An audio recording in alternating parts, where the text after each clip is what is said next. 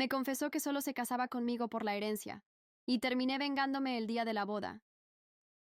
Nunca imaginé que el día más feliz de mi vida comenzaría con una confesión tan fría. Recuerdo que era una tarde nublada. Faltaban solo 2 semanas para nuestra boda.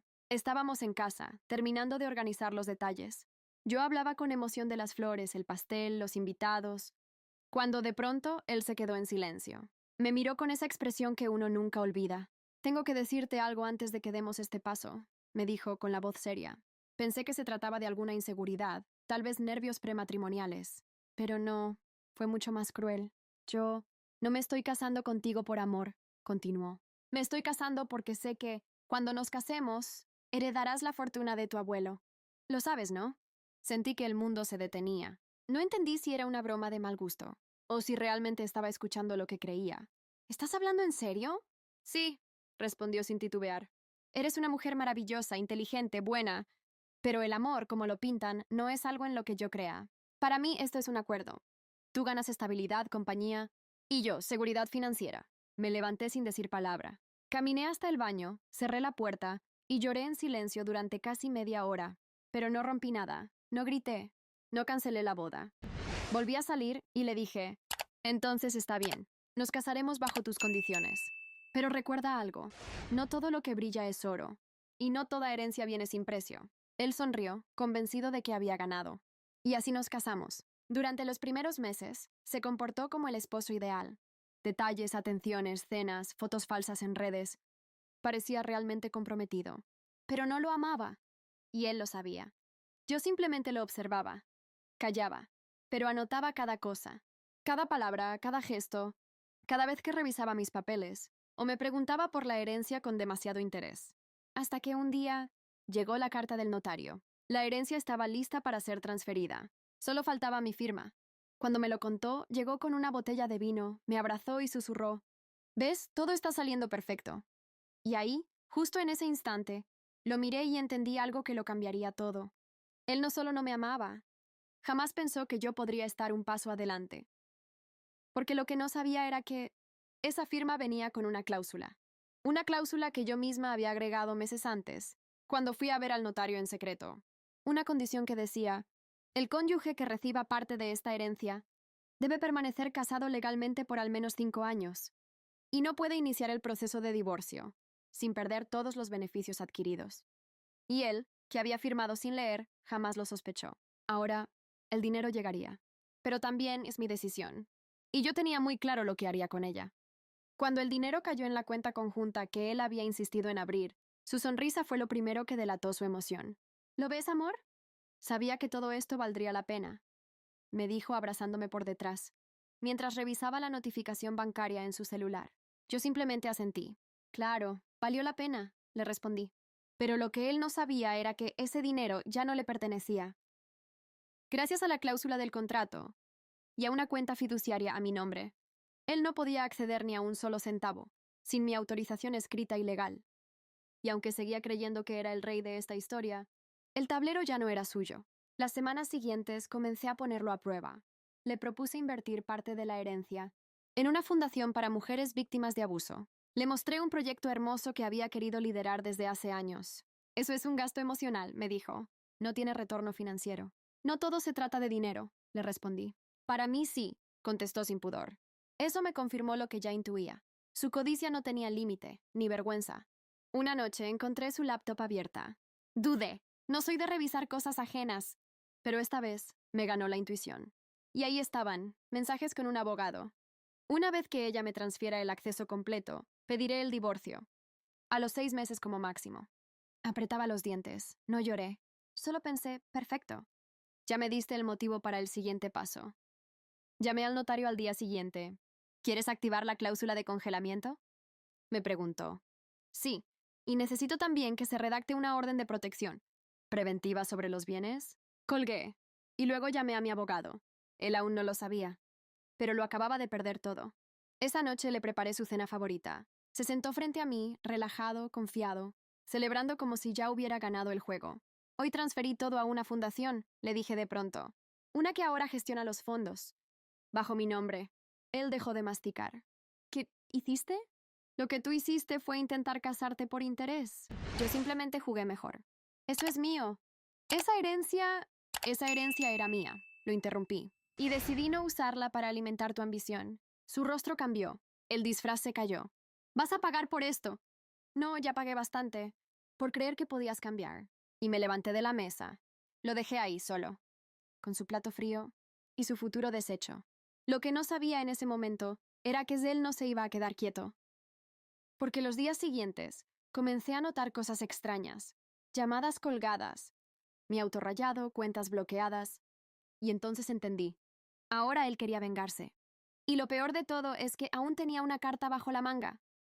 Una que involucraba a mi familia y que pondría en peligro todo lo que me quedaba. Pensé que lo peor ya había pasado, que al dejarlo sin acceso al dinero y al mostrarle que ya no tenía el control sobre mí, se iría, o al menos me dejaría en paz. Pero no fue así. Comenzaron a llegar llamadas anónimas al celular de mi madre. Al principio pensó que eran bromas, hasta que un día me llamó llorando. ¿Qué es eso de que le robaste el dinero de tu esposo y lo dejaste en la calle? ¿Qué, mamá? Eso no es cierto. ¿Y por qué tu tía dice que ahora él viene a visitarla? Que está muy afectado y que tú lo usaste. Y entonces entendí. Él estaba acercándose a mi familia. A propósito, para destrozarme desde adentro. En las semanas siguientes, noté cómo mi círculo se fue enfriando. Mi tía dejó de hablarme. Mis primas comenzaron a subir indirectas en redes. Incluso mi padre, quien rara vez opinaba, me mandó un mensaje seco. No pensé que fueras capaz de algo así. No fuimos educados así. Yo quería gritar, mandarles los documentos, mostrarles cada mensaje, cada prueba. Pero no lo hice. Porque él le quería eso. Quería verme perder el control.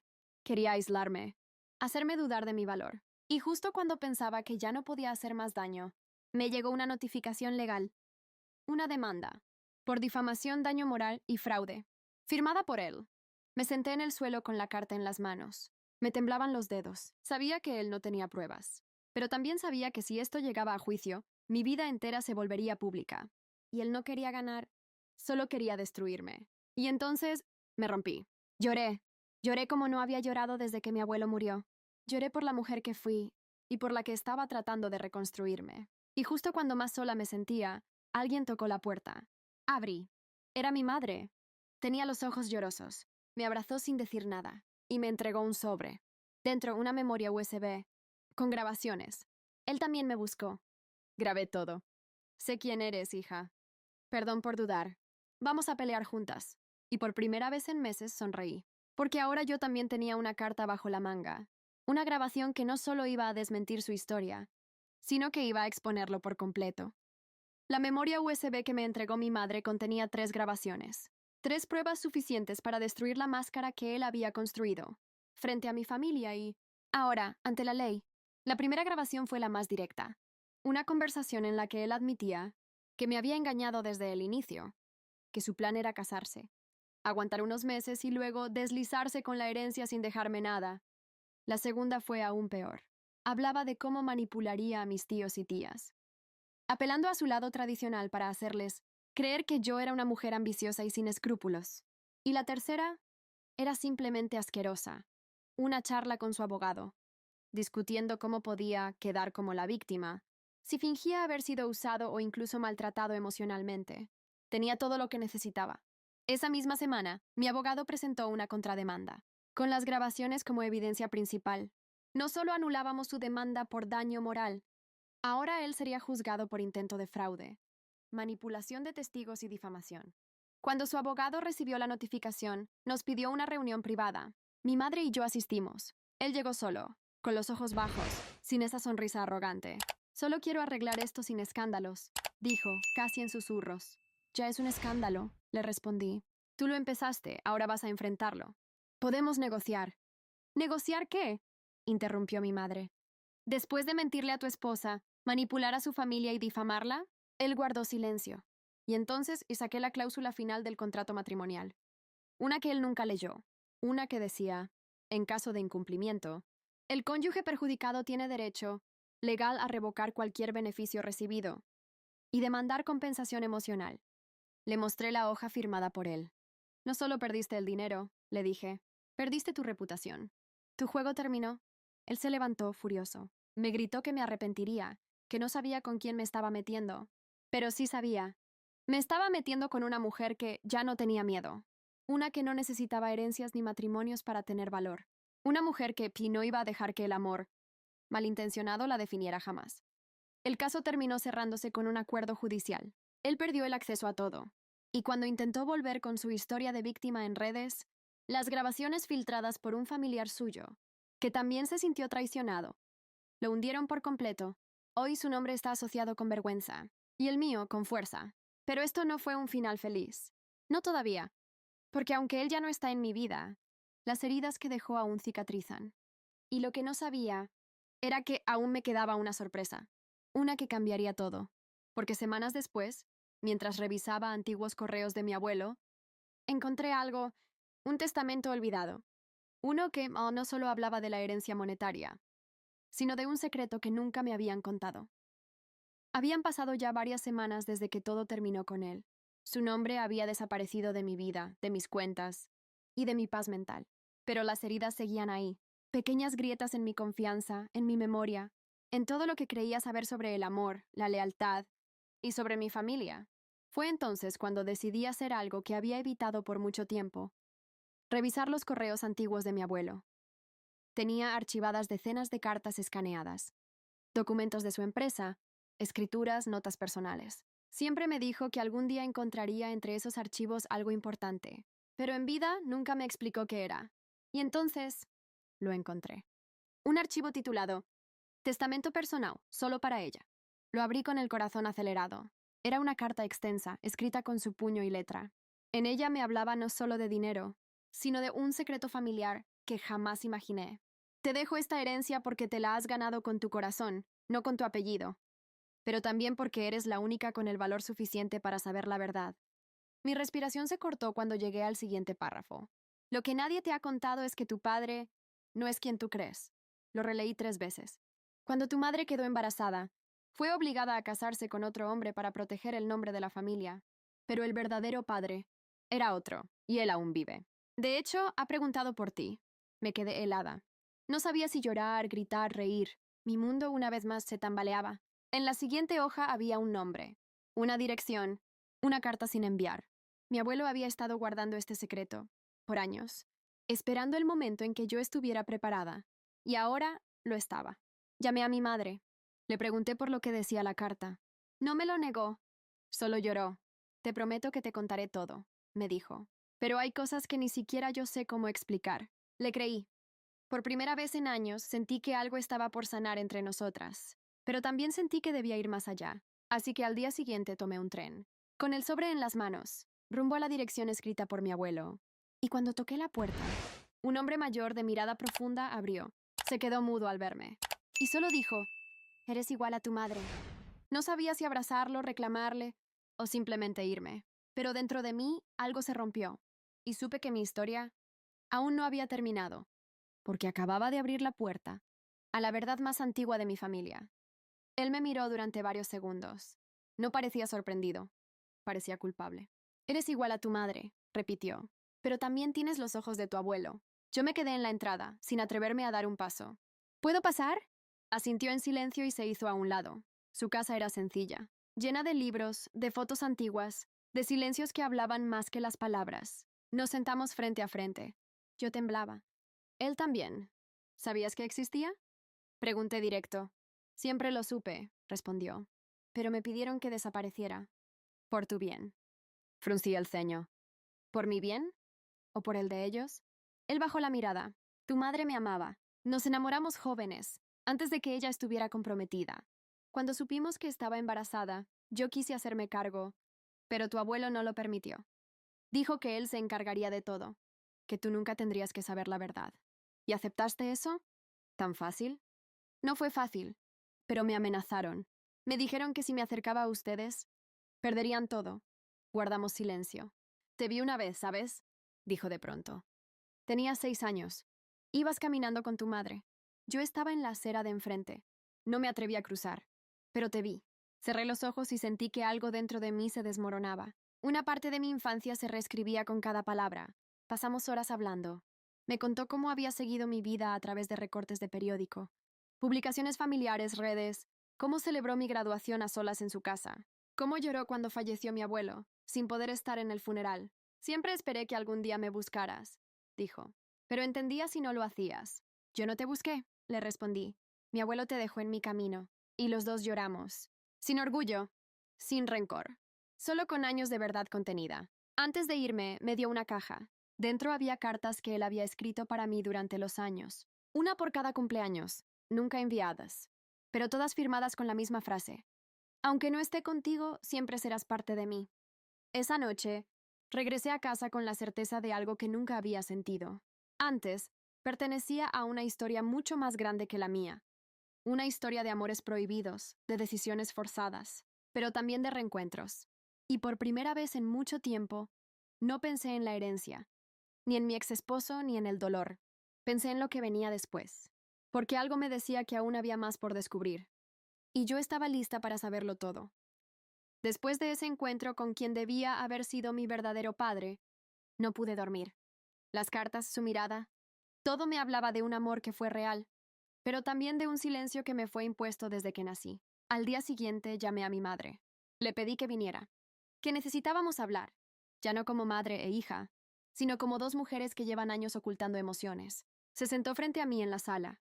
Traía los ojos hinchados como si supiera lo que iba a decir. Fuiste a verlo, ¿verdad? Asentí. Ella bajó la mirada. ¿Por qué me mentiste toda la vida? Pregunté sin elevar la voz. Ella suspiró profundamente. No fue por ti. Fue por todo lo que me rodeaba. Por el miedo, por la presión, por no tener opción.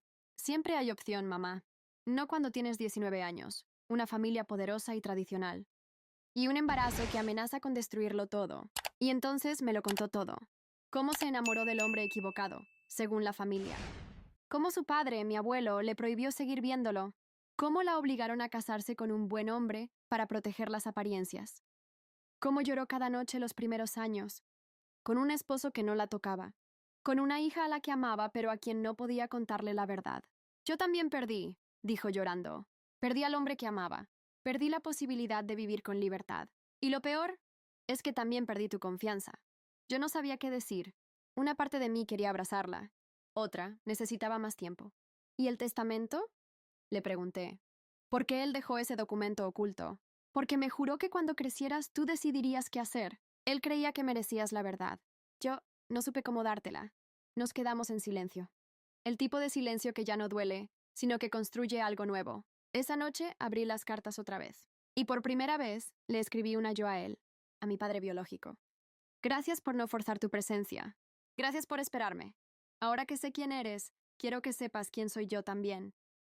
Y cuando la firmé, lo hice con una sonrisa, porque aunque no usé nunca su apellido, por dentro sabía que parte de mí venía de él. Y también de mi madre. Aunque le haya costado tanto demostrarlo, pensé que todo había terminado, que por fin podía cerrar el ciclo. Pero entonces, al día siguiente, recibí un mensaje inesperado. Era del notario. Hay una propiedad a su nombre que aún no ha reclamado. Fue transferida directamente por su abuelo antes de morir. Pero hay algo extraño en los papeles, algo que necesitará ver con sus propios ojos. Mi corazón se aceleró. Una propiedad, un nuevo misterio. Y quizás otro secreto familiar, aún por descubrir. El mensaje del notario me dejó intranquila. Una propiedad a mi nombre, transferida por mi abuelo, una que nadie había mencionado jamás. Concerté una cita al día siguiente. Llegué con ansiedad, con preguntas, con una libreta llena de dudas. Él me recibió con amabilidad y un sobre grueso en la mano. Esta propiedad fue registrada a tu nombre 6 meses antes de que tu abuelo falleciera, explicó. Está ubicada en las afueras, en un pueblo pequeño. No hay servicios ni vecinos cerca. Pero hay algo curioso. ¿Qué? Dentro de la escritura, él dejó una carta sellada con estas palabras. Que solo la lea ella, cuando esté lista para perdonarlo todo. Tragué saliva. Perdonarlo todo. ¿Qué más podía haber? Viajé hasta el pueblo ese mismo fin de semana. El lugar estaba aislado, rodeado de árboles. La casa era antigua, pero bien cuidada. Como si alguien hubiera pasado de vez en cuando a mantenerla viva. Cuando entré lo sentí. No era una casa cualquiera. Era una cápsula del tiempo. Había fotos mías de niña enmarcadas, cartas nunca enviadas, un retrato de mi madre joven, y otro en blanco con una nota que decía, algún día tú lo completarás. Y sobre una mesa la carta, sellada con cera, con mi nombre completo. La abrí. Las manos me temblaban. Si estás leyendo esto es porque elegiste el perdón, no por los demás, sino por ti. Esta casa fue el lugar donde tu madre y tu verdadero padre se veían en secreto, donde soñaron con una vida que nunca les dejaron tener. Aquí concebiste tú. Aquí comenzó todo. Sentí que se me cerraba la garganta. Perdoné a mi hija por desobedecerme. Y quise enmendar mi error contigo. Por eso te dejo esta casa. Para que decidas si quieres cerrar esta historia o comenzarla de nuevo. Me senté en el suelo y lloré. No de dolor, de liberación. Mi vida, la que había creído construida sobre mentiras, estaba tejida también por amores profundos, decisiones difíciles y promesas no cumplidas. Y ahora la promesa era mía. Yo decidía si perdonar, si reconstruir, si compartir esta historia o enterrarla. Volví a casa días después, con la carta en el bolso, con el corazón más ligero, y con la firme decisión de que hablar con todos los que aún quedaban en mi familia, porque no quería que el silencio se volviera heredable, porque no quería que nadie más creciera creyendo que el amor duele o se esconde, y porque entendí algo que me costó años aceptar. A veces las herencias más valiosas no se miden en dinero, sino en verdad.